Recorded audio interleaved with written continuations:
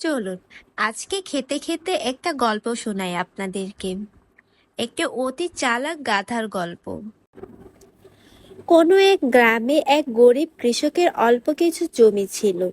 সেই জমিতে সে সময় অনুযায়ী এক এক সময় এক এক ফসল বুনতো। যেমন গমের সময়ে গম, তুলোর সময়ে তুলো।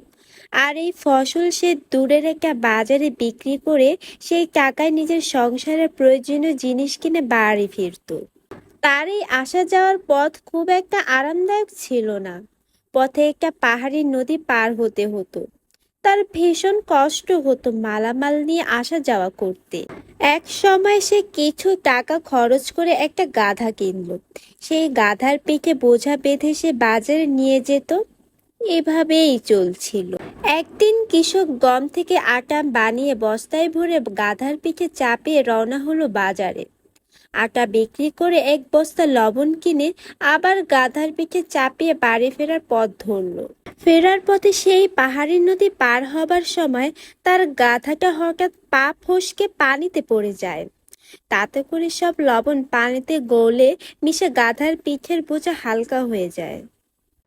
গাধা মনে মনে ভাবলো, বাহ, এ তো ভারী মজার ব্যাপার। পানিতে পড়ে গেলেই বোঝা হালকা হয়ে গেল। পরের বার সে আবার সেই নদীপথে এসে তার বোঝা হালকা করার উদ্দেশ্যে নিজেই পানিতে লাফ দিল। কিন্তু এবার আর বোঝা হালকা করতে পারল না। বোঝাটা বরং আরো বেশি ভারী হয়ে তাকে সাথে করে পানিতে তলিয়ে গেল। কৃষক কোনোভাবেই টেনে টুনেও তাকে উঠাতে পারল না। কৃষক রেগে গিয়ে বলল, আরে গাধা, আজ তুই নিজের অতি চালাকি বুদ্ধি খাটাতে গিয়ে নিজের মরণ ডেকে আনলি।